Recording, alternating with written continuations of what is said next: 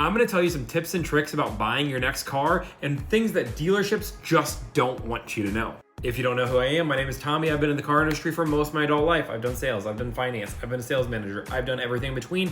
Now I help people buy cars, but enough about me. Let's talk about these tips and tricks. And I really wanna hammer home this point. I get paid to negotiate car deals for people. I talk to 10 to 20 dealerships a day, and I was in the industry and thrived in the industry for almost a decade. So to say I know what I'm talking about would be an understatement. First off, almost every dealership will allow you to shop online. You just have to tell them, I've already looked at the car, I am confident I'm buying it, I just need to know pricing.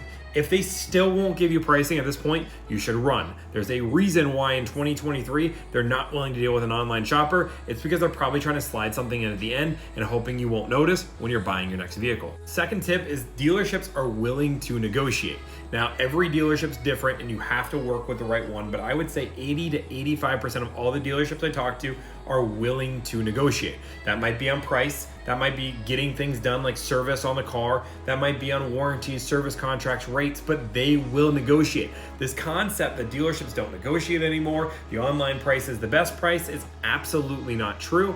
You just need to know what to negotiate with a dealership and what is fair and what is not. The sweet spot of buying a used car is between 60 and 90 days on the lot. People say wait, the longer the better, but in my opinion, after a car is hit 90 days, there's enough people that have looked at that, and the dealership has discounted enough, there's probably some red flags you're not missing. If you want the best deal, I say between 60 to 90 days. If you want some crazy deals, you can certainly look at cars that have been on the year, but I'll tell you that price is not everything, and sometimes you're just getting a bad apple, and I'd really heavily avoid cars that have been on the lot for more than 150, 160 days. Next tip, you want to tell them you have a trade. I understand this world, this industry where you hide the trade. I understand there was a huge video that went out that said don't tell them about the trade till the end. You tell them about the trade because they can make more money if they know the trade is there. What you need to do is be prepared on what your trade is worth.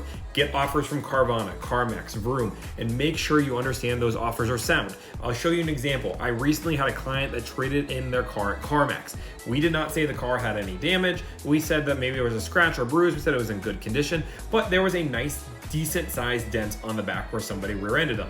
It wasn't horrible, but it was definitely noticeable. When we did our review of the car with CarMax, they did not ding us or anything for this car. They gave us the full asking price. And almost every single deal I do with CarMax and Carvana, they give you the full asking price without any negotiation. They are giving you these top dollars. So understand when you negotiate your next car deal, when the dealership says, well, have you got that evaluated yet? It doesn't matter. You're going to get that number. And if they ask that question, just say, yes, you have. They're going to lie to you. Don't be afraid to bend the truth a little bit for yourself. Another tip, a key point when you're shopping or buying everything online and over the phone is to make sure the person you're talking to understands you are a serious buyer.